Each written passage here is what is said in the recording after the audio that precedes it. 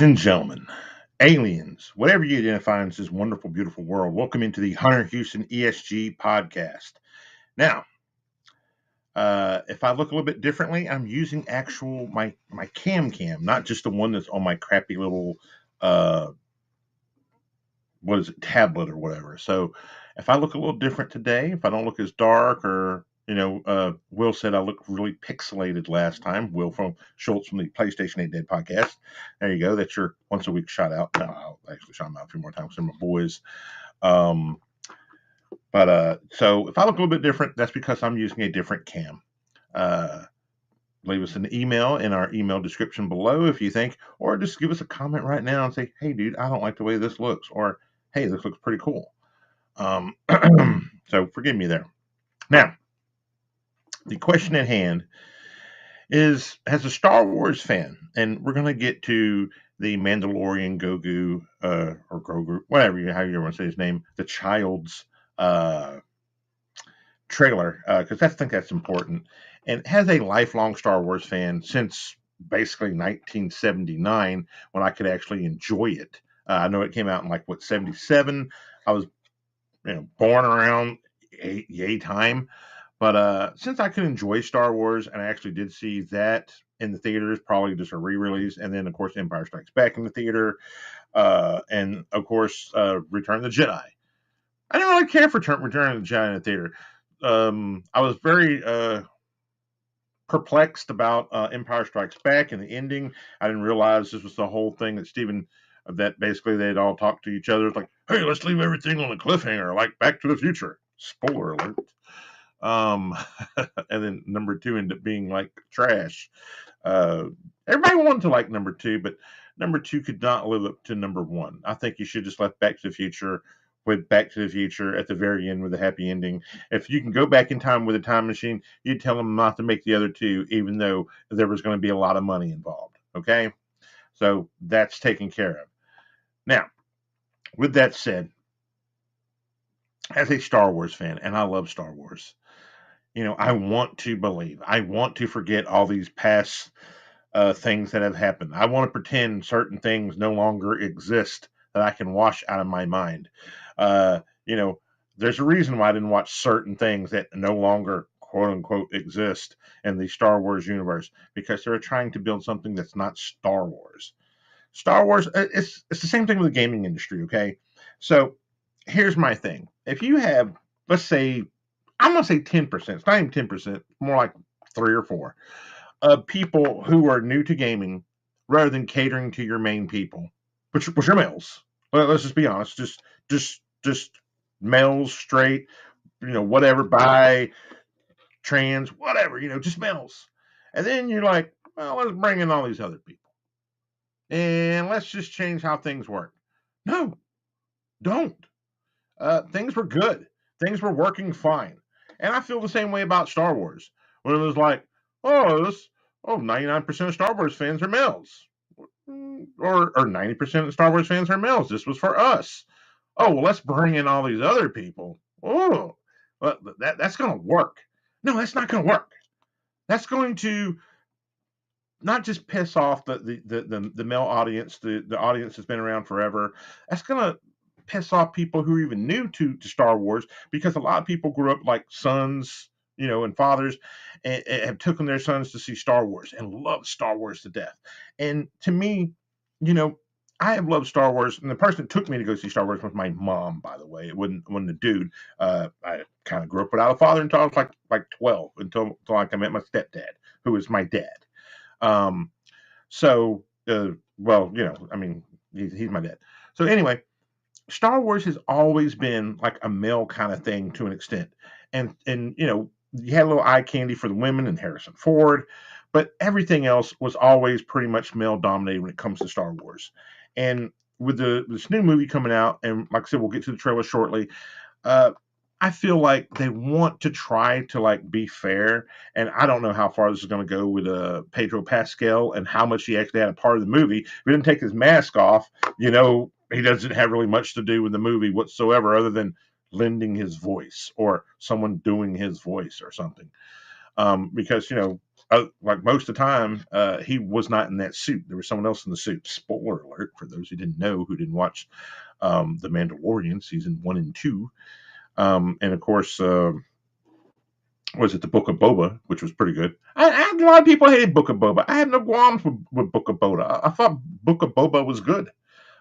They should have basically, worked on the other stuff of him dying and the acceleration of him being a clone, and then how he could stop that and then live his life.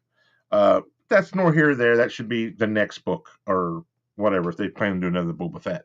So let's get on to look at this trailer and see what's going on in the world of Star Wars and enjoy this together. Because I'm such a huge fan, and I want to believe, I want to love Star Wars again. I don't want to be one of these people like, I hate Star Wars, I hate everything about it. No, I don't. I want to love Star Wars. I want to believe. And here's the, if I can get to go here, let's go full screen here, sir, ladies and gentlemen, full screen, and let's play this trailer. All right, so I love starting out. You're going through things. I'm gonna go ahead and kill the music, just because I don't want to get hit with that copyright by using their music.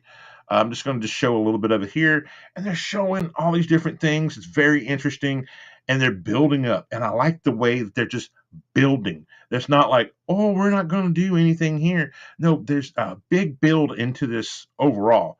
And I like Sigourney Weaver's in it. So they're just doing a little bit of everything, and it's very cool. And you don't want to, I don't want to give too much away or get hit with a copyright infringement. But all right, so we'll get out of there real quick. But LucasArts is going to do a good job with this. I don't think they're going to mess up on this movie. I think the movie is going to be good. And here's the reason why. If you go check out the trailer from Disney, from Star Wars, the Star Wars channel, you're going to find out that so many people are hyped about this movie. And it's like, we're always willing to give Star Wars another chance. It's not like we're so set in stone, we're like, forget you, we're done. We don't want to, be a part of you anymore. We still want to believe Star Wars is a valid IP. We still want to believe in the magic of Star Wars. And I know I'm not alone in this. I know a lot of people feel the exact same way about how they feel about Star Wars. And there's something when you hear that music,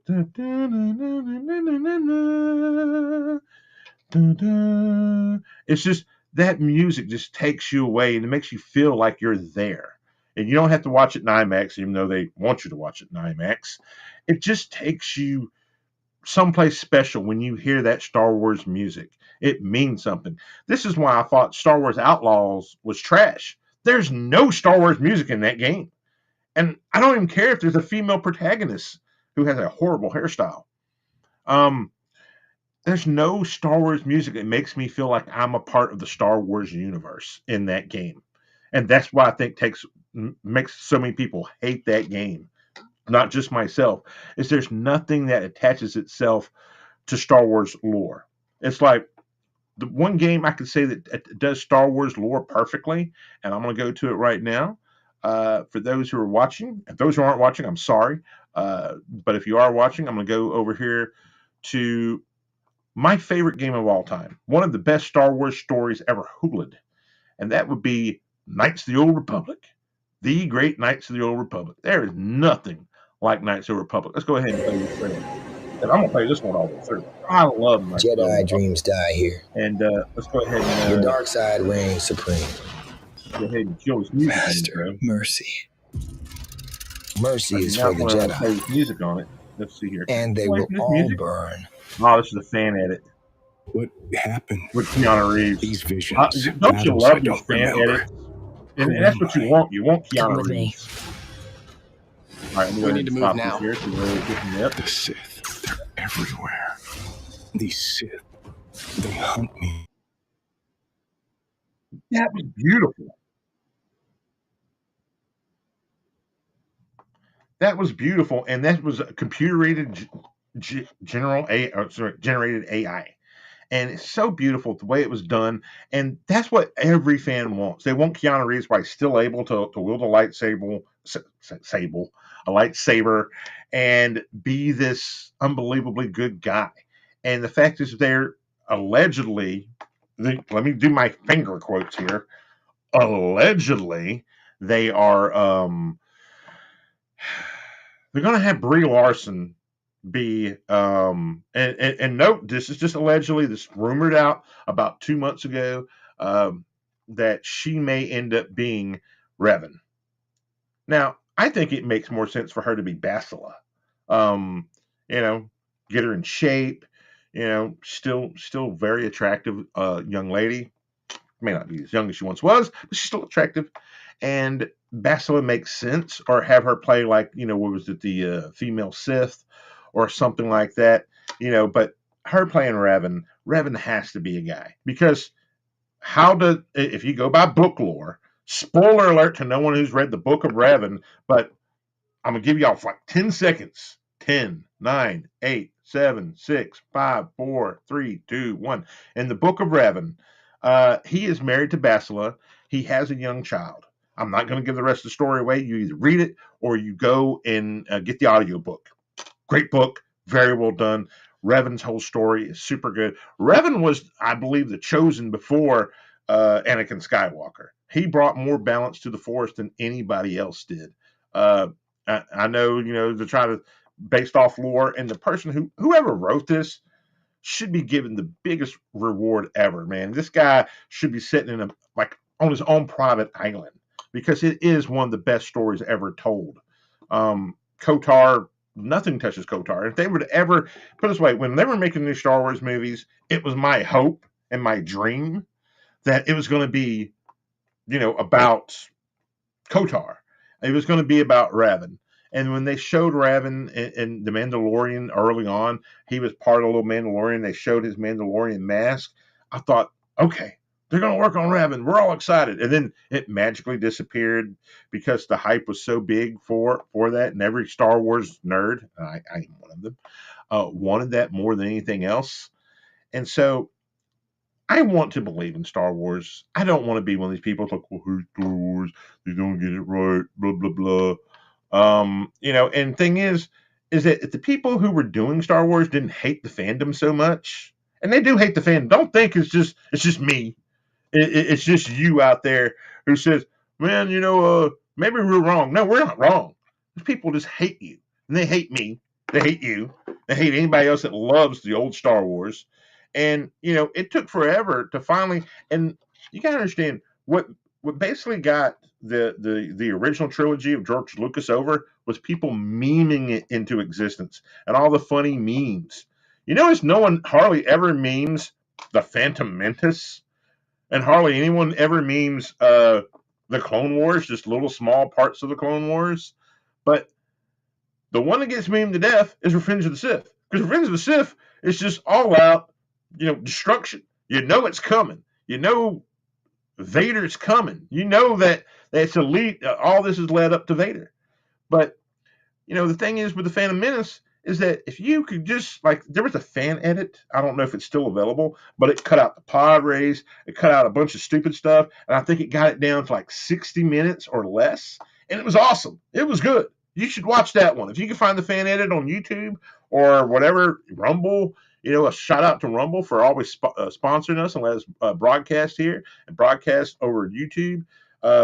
Twitch, which I love Twitch to death. I need to put more video games over on Twitch. But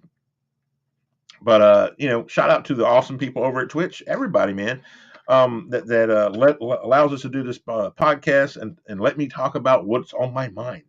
And I want to say, we want to believe that they're going to get Star Wars right. We want to believe that, hey, if Brie Larson's going to be in KOTOR, then she's not going to be Revan. She'll be, somebody else. Because if she's Revan, I honestly think, and I say this every time something stupid happens in the world of Star Wars, that I'll walk away, and then for some reason I come back, and I was like, maybe it'll be good. I'll watch it.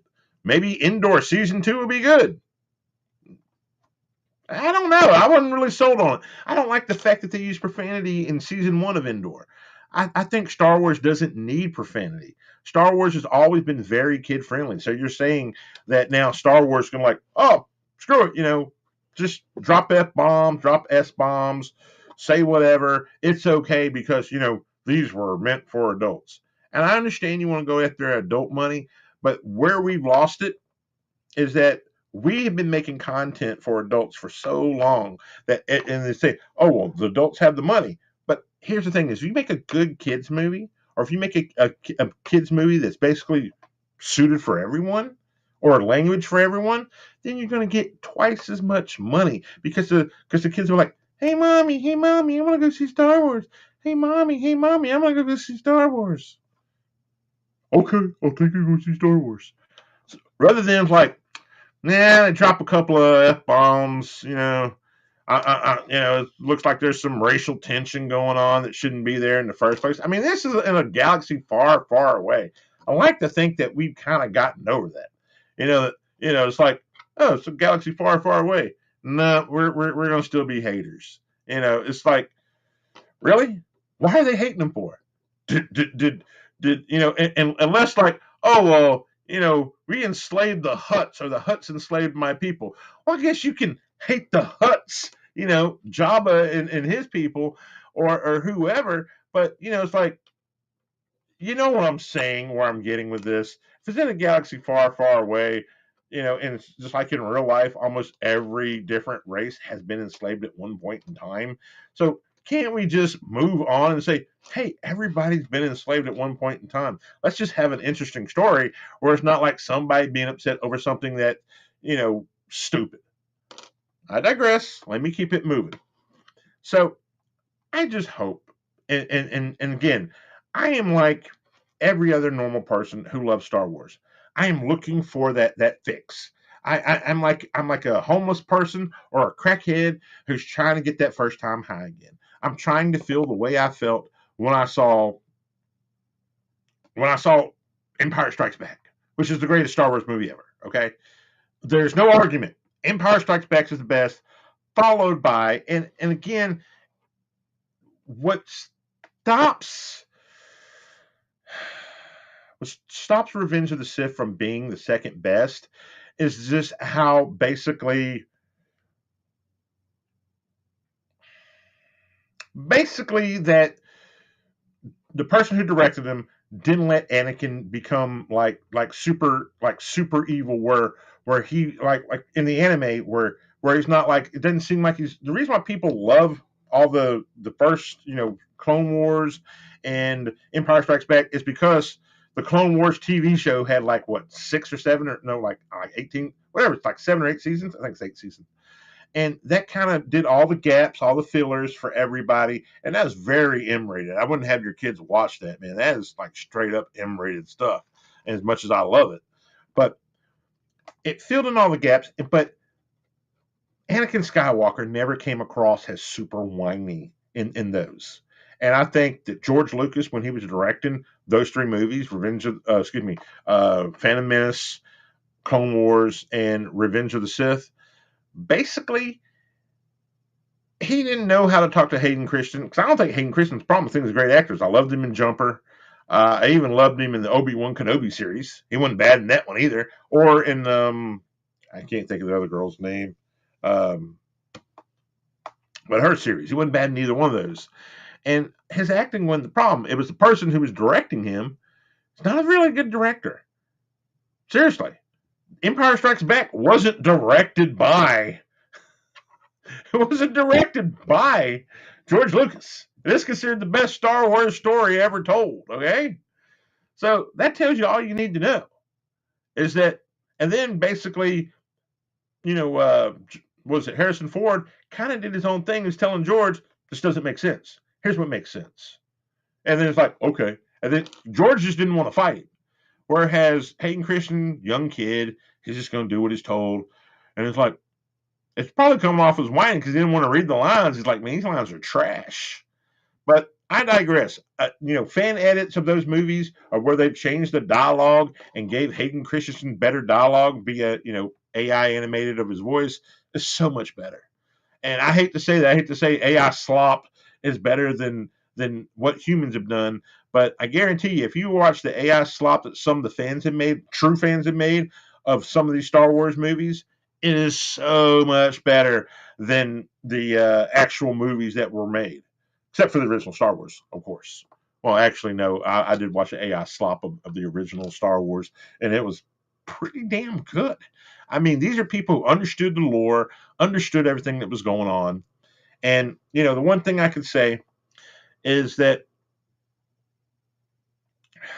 as much as I want to stop being a hater, because I don't want to hate Star Wars, it's like it's that one friend you have, that family member that you love that's let you down so many times. He keeps stealing from you. You loan him money, or that one friend you loan money, but it's like you still want to be friends with him. You still somewhat love him. Like, well, I still love you. I still love Star Wars, and I don't want to be like, man, you're out of my life permanently. I want the Star Wars games to be good. I want them to bring back 1313. I want them to bring back all. I want a remaster. Actually, not a remaster. I want a redone version of Obi-Wan Kenobi during the trials of. This all takes place after Phantom Menace. It's an old Xbox Xbox One. Well, excuse me, an old Xbox game for the original Xbox, where the right joystick was your saber. And it wasn't a bad game, but I would like to have it done with today's graphics. I think it would be fun, and change the controls. But other than that, the game was pretty fun for what it was. So I digress. Old man yells at clouds, wants Star Wars to be good again, like everybody else. The Mandalorian comes out in May. The Mandalorian movie comes out May. That Mandalorian Grogu movie comes out May, I think, 25th, 2026. Please go and see it. Maybe you can believe again, or maybe you can wait for a review. Go see it in IMAX theater. I wish I had I wish I wasn't so damn broke and had the money to go see it in like the Sphere or one of those big things where it's just like all around you and stuff, like a planetarium, which is more or less what those spheres are. It's like a better version of a planetarium. It's like, oh, it's a planetarium all over the place. I actually go to the planetarium for science stuff from time to time. So there you go. So, ladies and gentlemen, if you never play Star Wars games, because I am broadcasting on Star Wars thing as well, Star Wars for a Star Wars game. So let me just say, play KOTOR 1 and 2, awesome games. Play the Obi-Wan Kenobi game. Believe it or not, I like the Phantom Menace game for the original PlayStation. That's a good game. I enjoy that game. That's one of the one that's actually really fun. And another good Star Wars game, of course, I cannot recommend Star Wars Outlaw because it's no Star Wars music. It's like, oh, we're going to have the lore of it, but no actual Star Wars. It just doesn't feel like Star Wars at all. I mean, if you want to say, you could have basically taken that game, made it about said girl, and changed up the speeder don't even look like a speeder. You could have basically just did anything else rather than call it Star Wars, and it would have worked out fine. Like, oh, this game's cool. It reminds me of blah, blah, blah. But it's not Star Wars. But by tagging it with Star Wars, you kind of screwed the pooch. You should have just left that alone. And think of all the money you wasted paying for that. But there are so many good Star Wars games out there. I always hark back to the Nintendo 64. Shadows of the Empire needs to be redone and brought back to a modern audience for those who've never played Shadow of the Empire. If you have a PC and you can emulate it, if you have a Nintendo 64 and you can play it, I prefer you play it on PC with changed controls. But hey, that is what that is. So, shout out to all the people who watched this episode. Thank you so much. Please like, share the show so we can grow. Again, I know it sounds like I'm being needy. I'm sorry. I apologize. But how else am I going to get other people to watch the show? So if you could do that for me, thank you so much. If you can't, hey, I understand too. You're like, hey, man, I already do enough of that. Screw you. Piss off. It is what it is. Shout out to the PlayStation Ain't Dead podcast, Will Schultz, Sean Powers, James, the radical one himself, Reggie. They will actually be having a reaction show tomorrow or doing a live show reacting to the state of play from PlayStation. I would be doing that myself, but I had people in from New York visiting me, so that is what that is. Shout out to Resident Steroid Show on YouTube. Great show, great, cool guy. Does live music.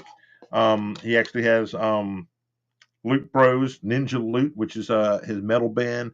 If you want to go check out their stuff on YouTube for free, or kick him down a couple of bucks. His music can be found everywhere. So that also helps too. If you ever want to kick me out a couple of bucks, that helps too. So, ladies and gentlemen, aliens, space travelers, people who love Star Wars and actually stay and listen to the whole episode, thank you so much. And please have a safe and wonderful night. Peace.